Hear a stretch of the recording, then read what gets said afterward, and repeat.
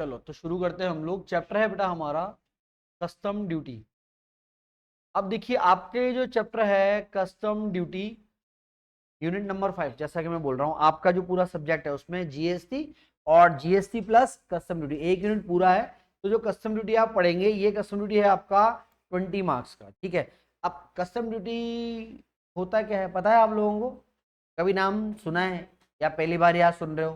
Custom duty क्या होता है? कस्टम ड्यूटी सुना है पर और ये जीवन में सुना सुना है।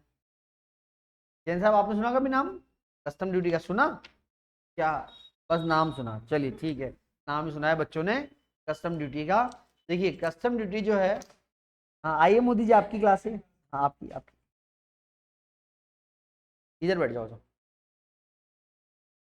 तो कस्टम ड्यूटी बेटा क्या होता है? देखिए custom duty that is the indirect tax chargeable on export and import. तो कंट्री में जो भी डीलिंग होगा किसका? एक्सपोर्ट और इंपोर्ट का। दैट मींस कि अगर आपके पास फॉरेन टेरिटरी से कोई गुड्स इंडियन टेरिटरी में आ रहा है या इंडियन टेरिटरी से गुड्स कहां जा रहा है? फॉरेन टेरिटरी में जा रहा है। तो अगर गुड्स बाहर जा रहा है तो एज वी ऑल नो उसको हम लोग बोलते हैं एक्सपोर्ट, और अगर गुड्स इंडिया में आ रहा है तो उसको हम क्या बोलते हैं? इंपोर्ट। ठीक है, वैसे टैक्स लगाने का प्रोविजन दोनों पे होता है, लेकिन मैं आपको बता दूं एक्सपोर्ट पे टैक्स नहीं के बराबर है, क्योंकि नॉर्मल सी बात है ना, आपकी कंट्री से एक्सपोर्ट हो रहा है और आप टैक्स लगा दोगे तो अल्टीमेटली क्या होगा? गुड्स महंगा हो जाएगा बाहर वाले के लिए। मान लो कोई यूएस वाला है वो खरीद रहा है आपके यहाँ से, आप एक्सपोर्ट पे टैक्स लगा रहे हो तो उसकी कंट्री में जाएगा यूएस में, तो यूएस में तो टैक्स लगाएगी गवर्नमेंट, वो अलग है। लेकिन इंडियन गवर्नमेंट भी अगर इसके ऊपर टैक्स लगा देगी तो गुड्स काफी महंगा हो जाएगा। तो प्रैक्टिकली क्या है, मैं आपको बता दूं एक्सपोर्ट पे इस तरह का कोई टैक्स ज्यादा है नहीं एज सच। मेन जो हम लोग टैक्स लगाते हैं वो किस पे लगाते हैं? इंपोर्ट पे लगाते हैं। इंपोर्ट का मतलब जो गुड्स मेरे पास बाहर से आ रहा है, गुड्स इंपोर्ट होगा, इंपोर्ट पे हम लोग टैक्स लगाएंगे। ठीक है, अब बात यह आती है कि यार इंपोर्ट पे आप टैक्स लगा रहे हो, टैक्स लगाने का कोई खास रीजन, ऐसा कोई ऑब्जेक्ट, कोई फायदा वायदा ऐसा होता है कि टैक्स वैक्स लगाने का? पैसा कमाना। चलिए इनका कहना है, मोदी जी है इनका कहना है कि पैसा लगाने के लिए गवर्नमेंट टैक्स लगा देती। ठीक है, आपका भी कहना ठीक है, तो पैसा तो कमाती गवर्नमेंट अगर ऐसा होता है तो, लेकिन ऑब्जेक्ट वो नहीं होता। ये होता है ऑब्जेक्ट। अभी लगाया ना ट्रंप ने हमारे ऊपर 50%, तो 50% जो है हमारे ऊपर टैरिफ लगाया, वो यही ड्यूटी है आपके पास, है ना? यानी कि इंडिया से अगर कोई गुड्स वहां पे जाएगा, यूएस के अंदर जाएगा, तो 100 रुपए का अगर आप यहाँ से भेज रहे हैं तो 50% का टैक्स यूएस गवर्नमेंट लेगी, है ना? मान के चलो ये यूएस में रहते हैं, उन्होंने मेरे से गुड्स मंगाया, 100 रुपए का मंगाया तो 100 रुपए तो मुझे देंगे और 50 रुपए यूएस गवर्नमेंट को और देंगे, तो गुड्स तो उनको 150 का पड़ गया, महंगा पड़ गया, तो ये कितने का तो बेचेंगे। ठीक है, तो आपके पास बेसिकली कस्टम ड्यूटी लगाने का ऑब्जेक्ट, मेन ऑब्जेक्ट जो होता है बेटा, वो इंपोर्ट को कम करने का होता है। क्यों? क्योंकि जब आप इंपोर्ट करते हैं और आपको जो पेमेंट्स करने पड़ते हैं वो फॉरेन एक्सचेंज में करने पड़ते हैं। ठीक है, तो वैसे भी हमारा ऑब्जेक्ट क्या होता है? इंपोर्ट को कम करने का। जब आप कस्टम ड्यूटी की बात करेंगे और जब आप इस पर टैक्सेशन लगाएंगे तो टैक्स भी अलग अलग तरीके से लगता है। टैक्स कितने तरीके से लगता है ये भी देखना पड़ेगा जब आप इसमें आगे बढ़ेंगे ना।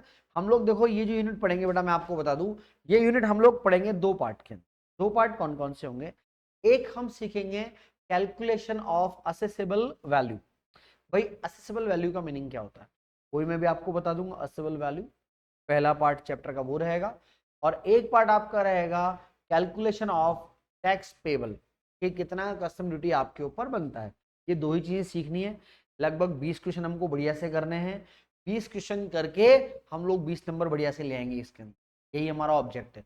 और इसको पढ़ने में भी लगभग 15 से 20 दिन लगेंगे, तो उसमें सारा डेटा 20 का ही चलता है यहाँ पे। क्वेश्चन भी लगभग 20 ही हैं जो अच्छे इंपॉर्टेंट है, करेंगे तो ज्यादा 30 के आसपास क्वेश्चन करेंगे, पर 20 क्वेश्चन इंपॉर्टेंट है और लगभग 20 दिन ही इसको पढ़ने में लगेंगे।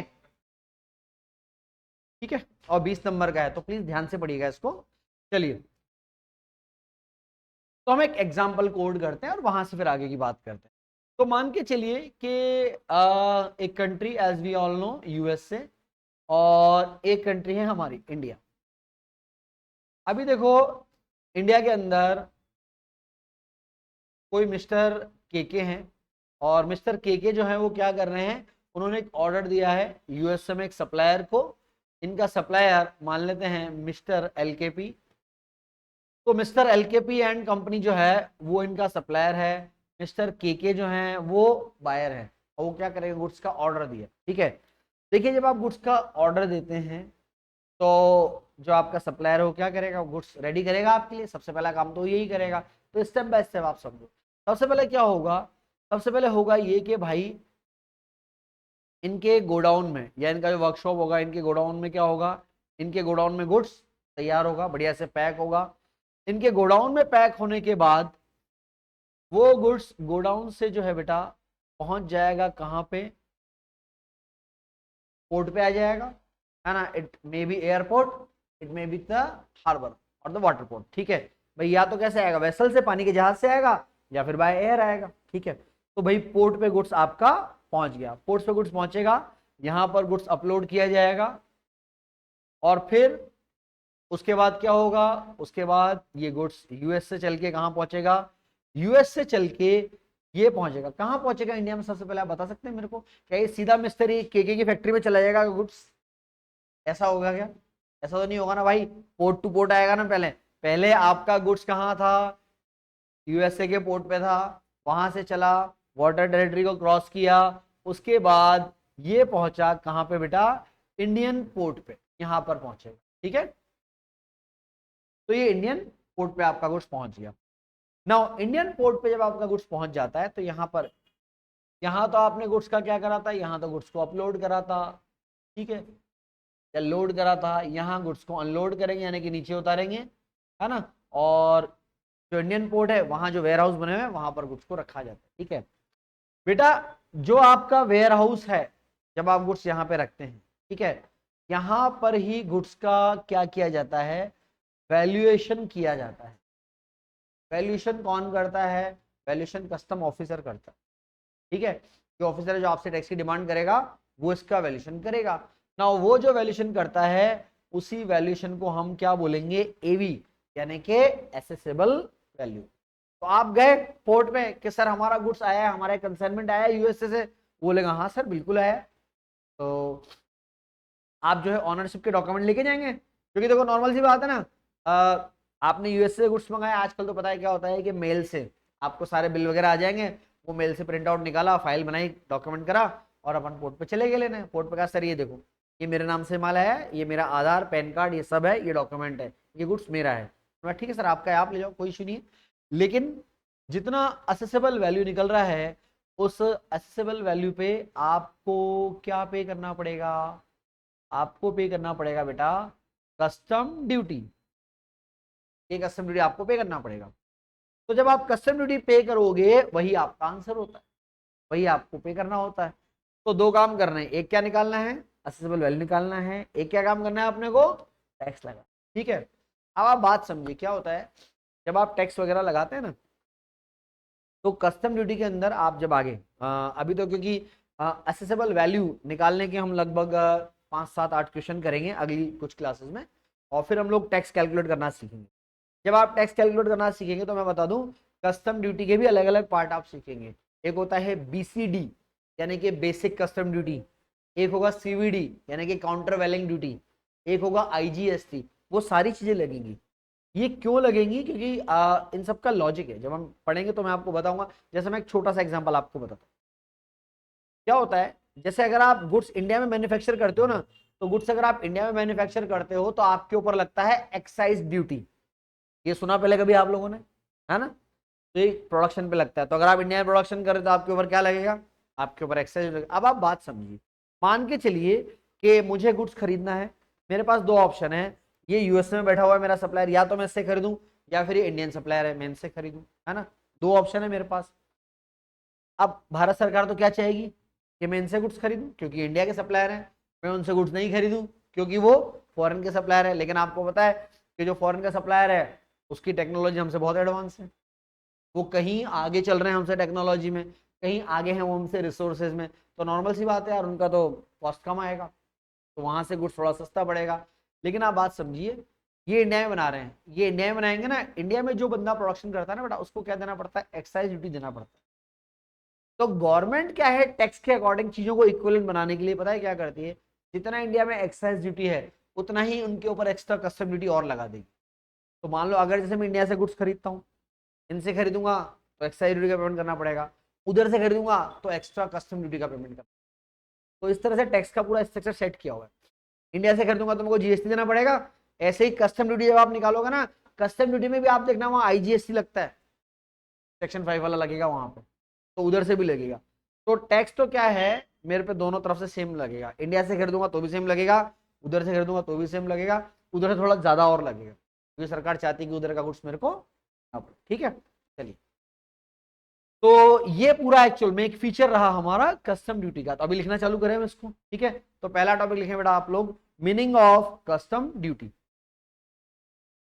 मीनिंग ऑफ कस्टम ड्यूटी में आप लिखें,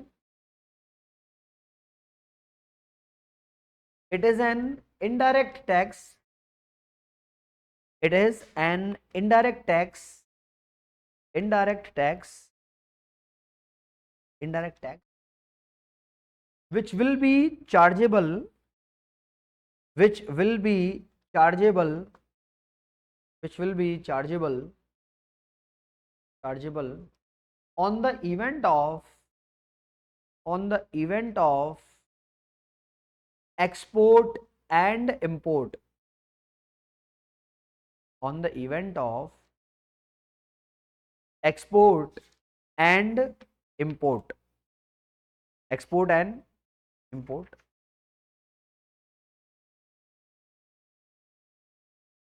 export and the majority of, the majority of custom duty, the majority of custom duty, hello, हाँ बेटा गुड इवनिंग, ऊपर आ जाए यार, ऊपर क्लास नंबर 10 ऊपर आ जाए, सीढ़ी चल।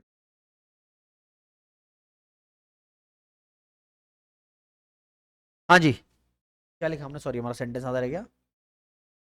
The majority of custom duty is based on, is based on import of the goods,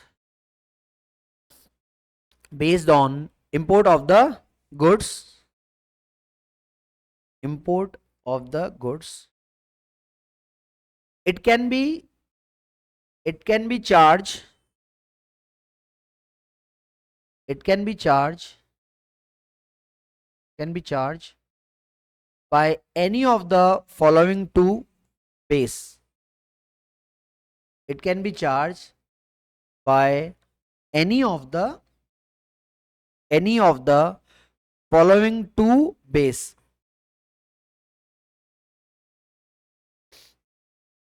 Base, following base, उठा बैठो, फॉलोइंग टू बेस, ठीक है। पहला लिखे इसमें आप लोग, number 1 based on price, based on price, based on price, bracket में लिखे हैं, इसको बोलते हैं एड वैलोरम। अब एड वैलोरम का स्पेलिंग लिख लो, ADVALOREM, ad valorem, REM, ADVALOREM, ठीक है। इसमें आप लिखें व्हेन द कस्टम ड्यूटी, अभी लिखना चालू किया बेटा, 4-5 लाइन आप चाहो तो छोड़। When custom duty, custom duty is chargeable, custom duty is chargeable, chargeable, chargeable with a certain rate, with a certain rate, certain rate on the price of the goods, on the price of the goods। देखो भाई, जब आपकी custom duty लगेगी ना, तो एक तो होता है एड वैलोरम। एड वैलोरम में क्या होता है कि आपके पास सीधा कस्टम ड्यूटी है, वो कस्टम ड्यूटी आप सीधा प्राइस पे लगाएंगे। जैसे मान के चलो भारत सरकार ने कहा कि भाई चाइना से आप जो भी मोबाइल लाएंगे, वो मोबाइल पे हम लोग 20% का एक्स्ट्रा कस्टम ड्यूटी लगा रहे हैं, या टैरिफ आप बोल सकते हो, टैरिफ लगाएंगे। तो उसका सिंपल सा मतलब है कि जितने का मोबाइल का बिल होगा उस पर 30% का टैक्स लगेगा। तो उसमें क्या होगा, जैसे मान लो आपने मोबाइल मंगाया कितने का, 5,000 का, 5,000 का सीधा 20%, तो टैक्स कितना लग गया आपके ऊपर, 1,000 रुपये लग गया। ये होता है एडुलरम। आपने कभी मार्केट से कोई चाइनीज टॉय खरीदा जिंदगी में? ऐसा कोई मौका पड़ गया हो कि मार्केट से कोई चाइनीज टॉय या चाइनीज आइटम खरीदना पड़ा हो आपको, खरीदा आपने कभी? ऐसा पहले बहुत होता था, हालांकि अब तो कम हो गया उसमें। खरीदा? कभी नहीं खरीदा तुमने? जीवन में कुछ नहीं कर रहे हो तुम आजकल? अच्छा, हो सकता है खरीदा हो भूल गए, ठीक है। मैं आपको बताता हूँ, नहीं मेरे तो क्या है ना घर में, मेरे को तो खरीदने पड़ते हैं ना। तो भाई आप देखना उस पे एमआरपी कम होता है और दुकानदार पैसे ज्यादा मांगता है ना। आप जाके मार्केट में ट्राई करना चाइनीज खिलौना पे। हाँ पहले बहुत होता था, अभी हालांकि गैप काफी कम हो गया क्योंकि सरकार पकड़ने लगी। ऐसा क्यों होता था मैं आपको बताता हूँ। ये एडुअल रॉम है। आपने 20% का, मान लो आप चाइना से मोबाइल भेज रहे हो, मैंने कहा यार भाई तू 5,000 का मोबाइल भेजेगा, 20% तो भारत सरकार टैक्स लगा देगी। उसने कहा कोई बात नहीं, बोले मैं एक काम करता हूँ, मैं बिल ही 2,000 का बना देता हूँ, मैं बिल 2,000 का बना देता हूँ, तो टैक्स 2,000 का 20%, यानी कितना लगेगा, 800 रुपये का टैक्स लगेगा। मैंने कहा यार ये काम ठीक है। तो उसमें क्या हुआ कि चाइना के लोगों ने क्या करने लगे कि यार पांच, इसको अंडर बिलिंग बोलते हैं हम लोग, अंडर बिलिंग से। अब अंडर बिलिंग में भी क्या होता है कि ऐसा नहीं कि सिर्फ आपने बिल बना दिया, आपने जितना कंसाइनमेंट, जितना गुड्स भेजा है, जितने मोबाइल के डब्बे हैं, हर एक पे प्रिंट कितना होगा, 2,000 रुपये होगा। क्योंकि अगर उसमें प्रिंट अलग है और बिल में अलग है तो आप ऐसे पकड़ाई में आ जाओगे। तो जो इंडिया का कंसाइनमेंट होता था वो अलग से उसके बॉक्स बनते थे, उस पर 2,000 का प्रिंट लगता था। अब आप भारत में आके जब वो मोबाइल बेचेंगे तो 2,000 तो एक्चुअल प्राइस है ही नहीं ना, एक्चुअल प्राइस तो 5,000 है उसका, तो उसके हिसाब से बिकता था, प्रिंट से ज्यादा का बिकता था। इसीलिए चाइनीज आइटम कभी आप खरीदेंगे ना, तो इसलिए जब भी आप मार्केट से खरीदो तो थोड़ा सा हाँ चालू रखा करो अपना सिस्टम। उसको ऐसा देखो, आप बात समझो, ये जो सिस्टम सरकार ने, भगवान ने आपको दिया है ना ऊपर, उसको चलाते रहा करो। तो ये चीज एक्चुअल में क्या है, इससे गवर्नमेंट ऑफ इंडिया को क्या हो गया, लॉस हो गया। मैं कह, तो चक्कर पड़ गया यार। क्योंकि देखो जितनी आप चोरी करोगे, चोरी पकड़ाई में तो आएगी ना। तो इंडियन मार्केट में चाइनीज प्रोडक्ट एमआरपी से ऊपर बिकते हैं, इसलिए इस डिफरेंस को कम करने के लिए भी क्या है, एड वेलोरम की जगह एक बेस और है, बेस नंबर 2। ठीक है, तो एक बेस तो लिख लिया आपने, हमने लिखा any of the following two. पहला क्या लिखा आपने, एड वेलोरम लिखा, इसमें क्या लिखा पढ़ के बताना जिन सब। अरे बहुत सारा क्या लिखा है, मेरे को लिखाने में जोर नहीं, तेरे को पढ़ने में जोर आ रहा है, पढ़ के बता फटाफट। ऑफ द गुड्स, ठीक है, इसमें एक example, for example 20%, for example, हाँ आप आधा पेज छोड़ दो बेटा, उसके बाद लिखने लग जाओ, है ना। For example 20% custom duty chargeable, 20% custom duty chargeable on, custom duty chargeable on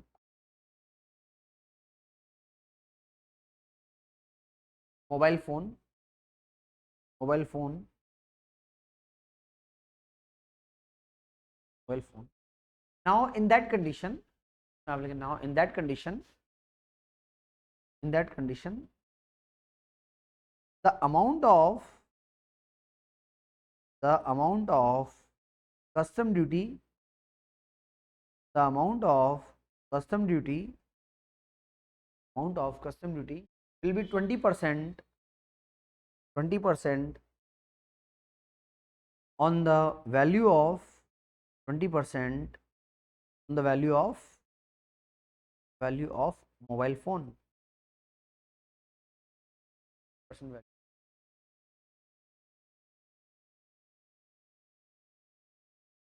चलिए, ये तो हुआ पहला तरीका कस्टम ड्यूटी लगाने का, है ना, जो एड वैलोरम यानी कि गुड्स के वैल्यू पे लगता है। नंबर 2 लिखे बेटा स्पेसिफिक ड्यूटी, यानी कि दूसरा बेस टैक्स लगाने का लिखें, स्पेसिफिक ड्यूटी, स्पेसिफिक ड्यूटी। इसमें आप लिखो when the custom duty, when the custom duty is chargeable, custom duty is chargeable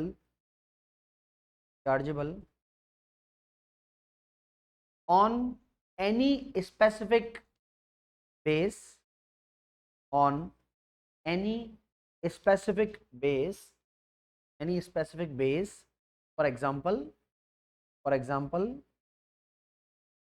size, size comma weight, size weight, length, height, length, height etcetera.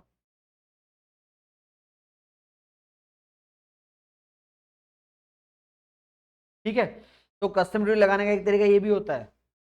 तो जैसे भारत सरकार ने कह रही तो गड़बड़ हो गया, है ना, तो वो क्या करने लग गए, वजन पे लगाओ बोले, मोबाइल के वजन के अकॉर्डिंग, है ना, जिसमें भारी बैटरी है उसका वजन ज़्यादा हो जाएगा अपने आप, तो ज़्यादा आपका टैक्स लग जाएगा, है ना। ऐसा होता है, मैं आपको बता दूं, साइकिल के केस में चाइना से साइकिल्स आती हैं और जो फर्नीचर आता है वो इस कैटेगरी में, मार्केट में आपको मिलेगा चाइनीज फर्नीचर साइकिल्स मिलते हैं। साइकिल्स में भी यही होता था, पहले एडोलॉम लगता था, तो वही साइकिल 100 रुपए की साइकिल का बिल बना के बेच देते थे, लगाओ उस पर टैक्स कितना लगाओगे, सरकार ने कहा तो चक्कर बढ़ गया, छोटी साइकिल उसका 100 रुपये एमआरपी, इतनी बड़ी साइकिल उसका 200 रुपये एमआरपी बस। तो गवर्नमेंट ने कहा ये गड़बड़, चेंज करो, तो फिर उसको ले लिया स्पेसिफिक, बोले जो साइकिल की हाइट और लेंथ होगी उसके अकॉर्डिंग लगेगा। ऐसे मैं आपको बताऊं, इंडिया में जैसे एक्साइज ड्यूटी जो लगता है ना बेटा, एक्साइज हिंदी में बोलते हैं उत्पादन कर, एक्साइज ड्यूटी यानी कि जो आप प्रोडक्शन कर रहे हैं उस पर, तो जैसे इंडिया में अगर कोई कार वगैरह बन रही है, तो कार का मैं आपको बताऊं, कार की जो लेंथ विड्थ होती है, आप देखना कार का जो आगे का पार्ट, जो बोनेट वाला पार्ट होता है ना, वो इस तरह से कर्वियर होता है, घुमा हुआ होता है। इसका रीजन है, उससे उसकी लंबाई कम हो जाती है और टैक्स कम लगता है। अगर आप सीधा बनाओगे तो टैक्स ज्यादा पड़ेगा आपके ऊपर, थार के ऊपर टैक्स ज्यादा है, स्विफ्ट के ऊपर टैक्स कम है। रीजन है क्योंकि जैसे आप उसको कर्व देते हो उसकी लेंथ कम हो जाती है और उसकी एक्साइड भी कम हो जाती है। ठीक है, तो जितने कार के शेप भी आप देखते हो कहीं ना कहीं सबसे कनेक्टेड। ठीक है, तो जब भी आपकी गवर्नमेंट जो है वो टैक्स जो है वैल्यू में नहीं लगा रही, वो कैसे लगा रही है बेटा, वो गुड्स का साइज हो सकता है, वेट हो सकता है, कोई भी स्पेसिफिकेशन, ठीक है, उसके ऊपर टैक्स लगाते हैं, तो उसको हम लोग बोलते हैं स्पेसिफिक ड्यूटी। ठीक है, दो तरह का हो गया, एक हो गया आपका एडुअल राम यानी कि वैल्यू पे लगाएंगे, और एक हो गया आपके पास ये क्लियर हो गया आपने को। चलिए अगला टॉपिक लिखें बेटा आप लोग, कि भाई भारत सरकार ये जो टैक्स लगाती है, तो वो टैक्स लगाने से फायदा क्या होता है, जो मैंने क्वेश्चन आपसे पूछा था ऑब्जेक्ट क्या है, तो अगला पॉइंट लिखें, object of the custom duty, object of the custom duty. ठीक है, क्या पता नहीं लगता ना आजकल पेपर में थ्योरी कब आ जाए प्रैक्टिकल कब आ जाए, नहीं पता लगे पूरा पेपर ही प्रैक्टिकल आ गया, पूरा पेपर थ्योरी आएगा। नहीं आप देखो ये एक्सेप्ट करके चलो कि आपके पेपर के अंदर कौन सा सेमेस्टर दिया तुम लोगों ने, चौथा दिया है, 4 दिया है, हाँ, तो धीरे धीरे ना वो प्रैक्टिकल का पार्ट बढ़ेगा, वो जो बीच में थ्योरी लग गया था ना, वो अभी धीरे धीरे प्रैक्टिकल में जाएगा, कि आप प्रैक्टिकल पढ़ रहे हो तो प्रैक्टिकल होना भी चाहिए। हाँ जी, तो object of the custom duty, पहला ऑब्जेक्ट लिखे बेटा, नंबर 1 ऑब्जेक्ट लिखेंगे, receiving the revenue, receiving the revenue यानी कि टैक्स कलेक्ट करना, कमाई करना। बस मैं डिटेल इसका नहीं लिखा रहा हूँ क्योंकि मैं एज्यूम करता हूँ कि इतना आपको अक्ल है, और आप चाहेंगे तो मैं बुक में मार्क करा दूंगा, उसमें से आप पढ़ सकते हैं। ठीक है, तो पहला जो ऑब्जेक्ट है कस्टम ड्यूटी का वो क्या है, वो है रिसीविंग द रेवेन्यू यानी कि गवर्नमेंट, क्योंकि देखो नॉर्मल सी बात है, जब आप कस्टम ड्यूटी चार्ज करेंगे तो पैसा तो गवर्नमेंट के अकाउंट में जाएगा ही सी। ठीक है, तो पहला ऑब्जेक्ट तो वो पूरा ही होता है। ठीक है, दूसरा ऑब्जेक्ट लिखे बेटा number 2, protect, protect domestic industry, protect domestic industry, domestic industry. अब इसका क्या मतलब है भाई, सिंपल सी बात है, मान के चलो मैं इंडिया से गुड्स मंगा रहा हूँ और भारत सरकार ने बोला यार कस्टम ड्यूटी ज़्यादा लगाओ, तो जब कस्टम ड्यूटी ज़्यादा लगेगा तो मेरे को बाहर से आने वाला गुड्स महंगा पड़ेगा। मैं आपको एक एग्जांपल कोड करके बताता हूँ, जैसे मान के चलिए मैं इंडिया में बिजनेस कर रहा हूँ और मुझे जो रॉ मटेरियल चाहिए वो मैं यूएसए से भी ले सकता हूँ और इंडिया से भी ले सकता हूँ, है ना। जो मेरा इंडियन सप्लायर है वो उसका रेट मेरे को बताता है 120, और जो मेरा यूएसए का सप्लायर है वो उसका रेट बताता है मेरे को 100 रुपये, ये दोनों का रेट है। मैंने कंपैरिजन किया, मान लो कस्टम ड्यूटी कुल मिला के 10 रुपए का लग रहा है फॉर एग्जाम्पल, तो भी मेरे को गुड्स कहाँ का सस्ता पड़ रहा है, यूएसए का सस्ता पड़ रहा है, इंडिया का तो महंगा पड़ रहा है। भारत सरकार ने कह रही गड़बड़ है, एक काम करो कस्टम ड्यूटी बढ़ा दो, है ना। मान लीजिए यहाँ कस्टम ड्यूटी जो है, जो पहले 10 रुपये लगता था अभी 30 रुपये लगने लग गया, अगर 30 रुपये लगने लग गया तो अभी मेरे को 100 + 30 का कस्टम हो गया, तो कस्टम कितना हो जाएगा मेरे ऊपर लगा के, कुल मिला के मेरे को कॉस्ट कितने का पड़ेगा 130, जबकि इंडिया में वो गुड्स मेरे को कितने का पड़ रहा है 120 का। तो बेटर है मैं कहाँ से बाय करूंगा, इंडिया से बाय करूंगा, तो मेरा जो डोमेस्टिक इंडस्ट्री है यानी कि जो इंडिया में बिजनेस लगा हुआ है वो भी बचेगा। देखो डबल फायदा है ना, डबल फायदा क्या है, एक तो सरकार के अकाउंट में कमाई भी ज्यादा हो रही है, और दूसरा डोमेस्टिक इंडस्ट्री को फायदा मिल, भाई भारत सरकार क्या चाहेगी, कि आपकी जो कंट्री है वो बढ़े ना, क्योंकि देखो जो इंडिया में फैक्ट्री लगी हुई है भाई, इंडिया के लोगों को एम्प्लॉयमेंट तो ज्यादातर वही देंगे ना। आपको नौकरी करनी होगी तो नौकरी तो इंडिया की कंपनी देगी ना आपको, बाहर वाली कंपनी कौन सी दे देगी नौकरी। तो इससे डबल फायदा। अगर ऐसा है तो फिर कस्टम ड्यूटी बढ़ा के 500% नहीं कर दें अपन एक ही दिन में। अगर ऐसा है, इतना बढ़िया है कस्टम ड्यूटी लगाना, तो बढ़िया है फिर। भारत सरकार तो, मोदी तो पागल है, काम ही नहीं कर रहा कुछ, है ना। सीधा बोले 200% कस्टम। डोनाल्ड ट्रम्प ने कितना लगाया, 50, बोले हम लगाएंगे 200%। यार से लगा दे। देखो एक्चुअल में क्या है, हाँ ये चीज पॉसिबल नहीं, उसका रीजन है। चीज पॉसिबल इसलिए नहीं है क्योंकि इंडिया या जो दूसरी कंट्री हैं, वो बड़े बड़े जो आपके वर्ल्ड इंस्टीट्यूशन है, WTO, वर्ल्ड बैंक, IMF, है ना, आप इन सबके मेंबर हो। तो ऐसे आपकी दादागिरी नहीं चलेगी।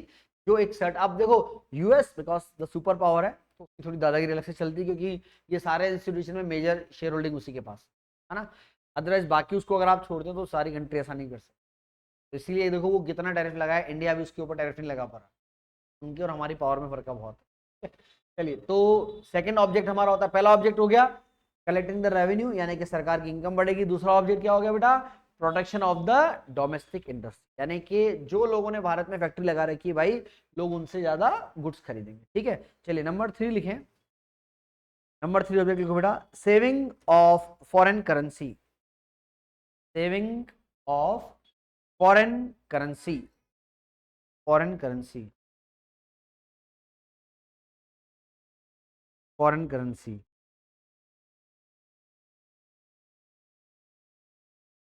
Foreign currency. ठीक है, फॉरेन करेंसी कैसे बचेगी आपकी, भाई सिंपल सी बात है। आप गुड्स सब कहाँ से खरीद रहे हो, इंडिया से खरीद रहे हो। जब आप गुड्स इंडिया से खरीद रहे हो तो आपको यूएसए वाले को पेमेंट करना ही नहीं है। यूएसए वाले को पेमेंट नहीं करना तो हमारा डॉलर बच जाएगा, जो डॉलर का रिजर्व हमारे पास है वो बच जाएगा, है ना। अदरवाइज वो जब आप फॉरेन से गुड्स मंगाते हैं, इंपोर्ट करते हैं, तो पेमेंट आपके डॉलर्स में जाता है, तो फॉरेन रिजर्व करेंसी हमारा कम हो जाता है। तो अगर आप कस्टम लगाते हैं तो उससे बढ़िया होता है, उससे क्या है, फॉरेन करेंसी का रिजर्व हमारे पास हो जाएगा। ठीक है, चलिए अगला लिखें object, controlling controlling the smuggling, controlling the smuggling,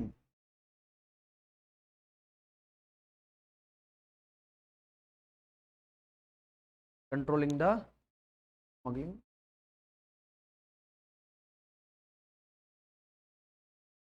smuggling समझते होंगे वैसे आप सब, है ना। तो अभी देखो क्या होता है, जब आपका कस्टम ड्यूटी के मैनेजमेंट बढ़िया से हो जाते हैं, है ना, तो स्मगलिंग पे भी क्या होता है, कंट्रोल लगता है। कैसे लगता है मैं आपको बताता हूँ, देखो इसको अच्छे से समझना, अच्छे से सिर्फ प्रैक्टिकली समझाने की बात है, लेकिन क्वेश्चन में काम नहीं आता है। क्या होता है कि जब आपके कस्टम के रेट बहुत ज्यादा होते हैं ना, स्मगलिंग ज्यादा होता है, अगर रेट ज्यादा होंगे तो। लेकिन अगर आपके रेट नॉमिनल होंगे, जेन्युइन होंगे, तो स्मगलिंग क्या होगा, अपने आप कम हो जाएगा। जैसे मैं आपको बताऊं, दुबई अगर कोई घूमने जाता है तो क्या लाता है वहां से, गोल्ड लाता है। क्यों लाता है, मिलता है, तो इसीलिए मिलता है, इसलिए वहां से गोल्ड लेके आते हैं, है ना। तो एक तरह से क्या है, आपने देखा होगा, एक बार न्यूज़पेपर में पढ़ते हैं कि एयरपोर्ट पे इतना गोल्ड स्मगलिंग करते हुए पकड़ा, फलाना को पकड़ा, इसके बैग में ये निकला, पता नहीं क्या क्या निकला, है ना। एक बार तो मैं देख रहा था, वो कौन सा डिस्कवरी चैनल आता है, उस पर तो स्मगलिंग के तरीके ऐसे अलग अलग बताया, ऐसे क्रिमिनल पकड़ते हैं उसमें तो, है ना। कई लोग तो हाँ बॉडी के अंदर ही रख के लाते हैं, मतलब अनटिल आप बॉडी को ऑपरेट नहीं करोगे वो अंदर से निकलेगा ही नहीं। छुपा हुआ है, हाथ में छुपा हुआ है, यहाँ छुपा हुआ है, पता नहीं कहाँ छुपा हुआ है। तो स्मगलिंग लोग बहुत अलग तरीके से करते हैं। तो स्मगलिंग नहीं हो तो बेटर है कि आप क्या करो, थोड़ा सा रेट को नॉर्मलाइजेशन करें। मैं खत्म करने की बात नहीं कर रहा हूँ, मैं नॉर्मलाइजेशन करने की बात कर रहा हूँ। तो क्या होगा, स्मगलिंग आपका कम हो जाएगा अगर आप एक प्रॉपर तरीके से करें। ठीक है, चलिए लास्ट लिखें, लिखो, helpful in maintaining the, helpful in maintaining the, maintaining the balance of trade, balance of trade and, balance of trade and balance of payment, balance of trade and balance of payment. हाँ जी, ये दोनों नाम सुने आपने पहले कभी, balance of trade और balance of payment सुने? क्या होता है बेटा बैलेंस ऑफ ट्रेड, क्या होता है?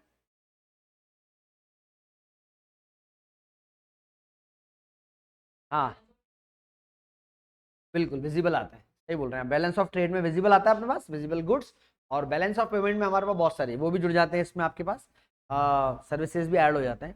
तो मैं बोल रहा हूँ मेंटेन, मेंटेन कैसे करोगे? वही सिंपल एंड लॉजिकल कि उसमें क्या होता है, डिफरेंस निकालते हो आप एक्सपोर्ट और इम्पोर्ट का। तो आप लोग क्या चाहते हो, यही तो चाहते हो आपके आपके इम्पोर्ट कम हो जाए, एक्सपोर्ट बढ़ जाए, ठीक है।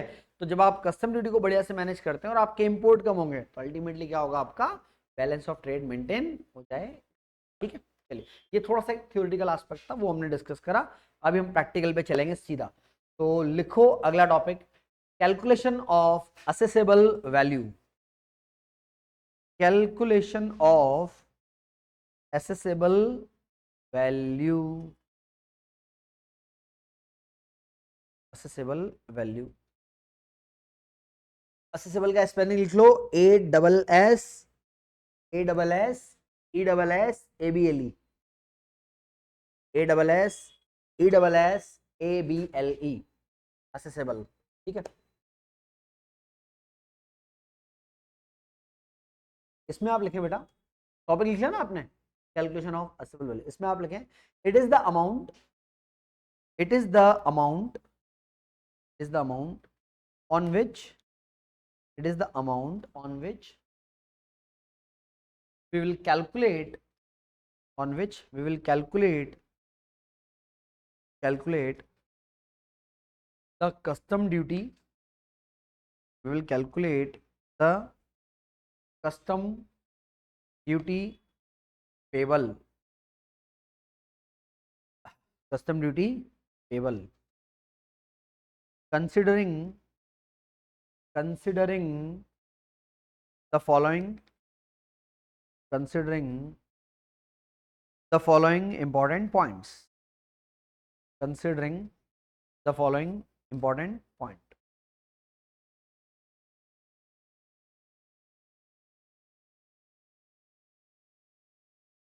ठीक है, तो अभी मैं कुछ आपको पॉइंट लिखा रहा हूं जो आपके लिए इंपॉर्टेंट रहेंगे जब आप न्यूमेरिक क्वेश्चन, क्योंकि हम लोग कल से स्टार्ट करेंगे तो तभी हमारे काम में आएंगे सारे पॉइंट, ठीक है। चलिए लिखें पॉइंट नंबर 1, पॉइंट नंबर 1 लिखें बेटा, in the calculation, in the calculation of assessable value, in the calculation of assessable value, assessable value, we will include, we will include or charge, we will include or charge freight, freight, FREIGST, will include or charge the freight, freight, तो आगे लिखें इसमें, freight will be based on, freight will be based on, based on, based on the mode of, based on the mode of transportation, mode of transportation, transportation, mode of transportation का मतलब ये बेटा कि आपने पानी के जहाज से माल मंगाया है कि बाय एयर मंगाया है। बाय एयर मंगाते तो काम अलग होता है, और अगर आपने बाय वेसल मंगाया है यानी कि बाय वाटर टेरिटरी मंगाया तो अलग होता है। Is based on the mode of the transportation, है ना। इसमें आप लिखें if the goods has been import, if the goods has been import, goods has been import by water territory, by water territory और वेसल, वाटर टेरिटरी लिख लो या चाहो तो वेसल, वेसल का मतलब होता है पानी का जहाज, ठीक है। तो आपने गुड्स कैसे मंगाया है, वाटर टेरिटरी से यानी कि वेसल से मंगाया है। In that condition, in that condition, in that condition we will consider the actual amount of, we will consider the actual amount of, actual amount of, actual amount of freight, actual amount of freight, freight, if actual amount is not given, if actual amount is not given, then if actual amount is not given, then it will be taken, then it will be taken 20% of, it will be taken 20% of FOB price. FOB का full form है free on board, FOB price, free on board, 20% of FOB price, FOB price 3% of FOB price. ठीक है, देखो FOB price जो है वो या तो क्वेश्चन में आपको गिवन होगा, नहीं होगा तो हम कैलकुलेट करना सीखेंगे। मैं आपको बता दूं प्रैक्टिकली, हमने जब एग्जांपल लिया था अभी कि यार हम क्या कर रहे हैं, हम गुड्स यूएसए से मंगाएंगे, LKB जो है वो हमारा सप्लायर है, गुड्स उसके गोडाउन में तैयार होगा, वहां से गुड्स कहाँ आएगा, यूएस के पोर्ट पे आएगा। भैया पोर्ट तक लाने में पूरा including the cost of goods, जो सप्लायर ने बिल बनाया है प्लस जो आपका यहाँ से तक का भाड़ा, इंश्योरेंस जो भी लगाया है, उन सबको मिला के जो प्राइस बनता है ना, वो प्राइस कौन सा होता है, प्राइस होता है FOB। या तो एक क्वेश्चन में दिया जाएगा, नहीं दिया जाएगा तो हम निकालेंगे, कोई इशू नहीं। हम पढ़ क्या रहे हैं, हमने पहला पॉइंट अभी आधा ही लिखा है, अभी और लिखना है। मैं आपको पहले रूल समझाता हूँ। रूल ये बोलता है भाई कि आपको जब आप एसेसिबल वैल्यू निकालेंगे तो कंपलसरी है, बिना भाड़े के तो गाड़ी चलेगी नहीं ना, भाड़ा तो लगेगा। तो आपको मैंने अभी एक पॉइंट लिखा है। क्या पॉइंट लिखा है, मैंने आपको बोला कि अगर आपका गुड्स कैसे आया है, वेसल से आया है, यानी कि पानी के जहाज से आया है, तो आपने रूल क्या लिखा है समझना। आपने रूल ये लिखा है बेटा कि हम क्या करेंगे, अगर हमको क्वेश्चन में एक्चुअल फ्राइट दिया हुआ है तो ठीक है, उसके अकॉर्डिंग हम लोग उसको ऐड कर देंगे।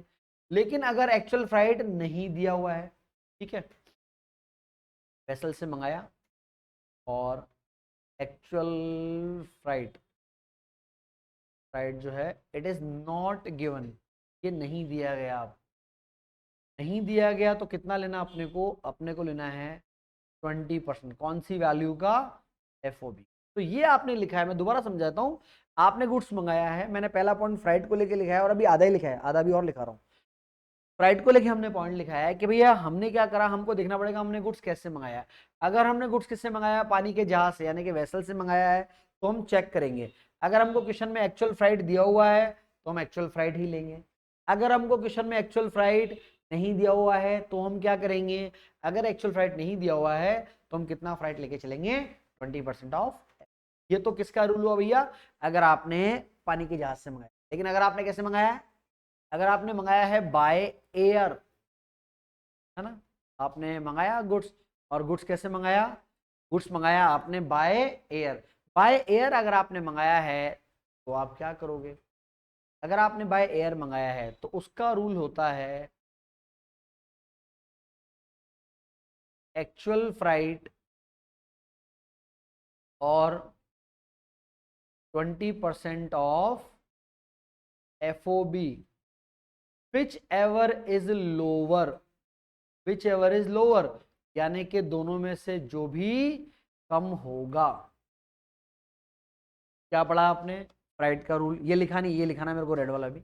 अगर आपने गुड्स कैसे मंगाया है, बाय एयर मंगाया है, तो हमें क्या चेक करना है, फ्राइट कितना लेना है बेटा, हमें फ्राइट लेना है 20 एक्चुअल फ्राइट या फिर 20% of FOB, which ever is lower लेना है।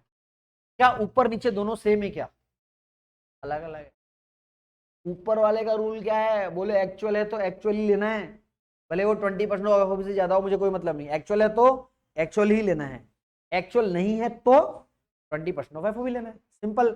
लेकिन बाय एयर में चेक करना है भाई, एक्चुअल फ्राइट और 20% of FOB, which ever is lower लेना है, दोनों में से जो भी कम होगा वो लेना है। ठीक है, अच्छा अगर एक्चुअल फ्राइट इसमें नहीं भी दिया जाएगा तो भी कितना लेंगे, 20% तो लेंगे ही लेंगे। लेकिन अगर एक्चुअल दिया जाए तो प्लीज ध्यान रखिएगा, एक्चुअल और 20% विच एवर इज लोअर। ठीक है, चलिए, तो जहां आपने अभी लिखना खत्म किया है वहीं पैराग्राफ चेंज करके लिखो, वहां पैराग्राफ चेंज करके लिखो। If we use air transportation, if we use air air transportation, air transportation, then air transportation, then then actual freight, actual freight, actual freight और 20% of FOB, 20% of FOB, percent of FOB, whichever is lower, whichever is lower, lower will be consider, whichever is lower will be consider. ठीक है, तो दोनों में से जो भी कम होगा वो अपन लेंगे. रूल समझ में आया अपने को?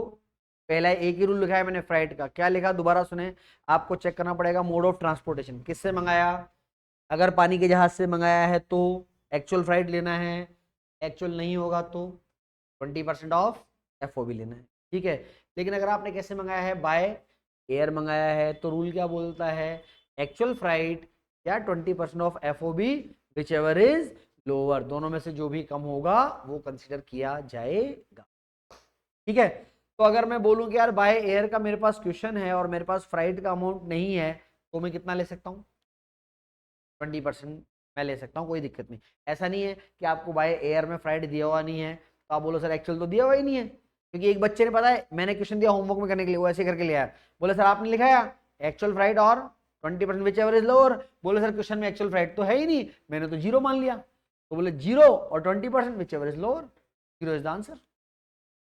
देखो बच्चे का दिमाग है, वो कोई भी आविष्कार कभी भी कर सकता है, इसमें मेरे को बच्चे पे कोई शक नहीं होता, वो कुछ भी कर सकता है. भाई वो कैसे सोच रहा है उस चीज को, इसीलिए भाई ध्यान रखें, अगर एक्चुअल नहीं दिया है तो 20% ऑफ एफओबी लेना है. भाई उसमें जीरो मत कर देना यार, बिना फ्राइट के कैसे आ गया वो एयरलाइन, तुम्हारे अंकल जी की है क्या? बिना फ्राइट के कैसे आ जाएगा? पॉसिबल नहीं है. ठीक है, चलिए, तो ये हम लोगों ने आज बेसिक कॉन्सेप्ट स्टार्ट किया है कस्टम ड्यूटी का, कल पढ़ेंगे इसको आगे. ठीक है, अभी बुक कितनों के पास नहीं है? 1 2. ठीक है, चलो. तो मैंने ग्रुप में मैसेज तो किया है वैसे, पर अभी ऐसा कोई विशेष रिप्लाई आया नहीं मेरे को उसमें से.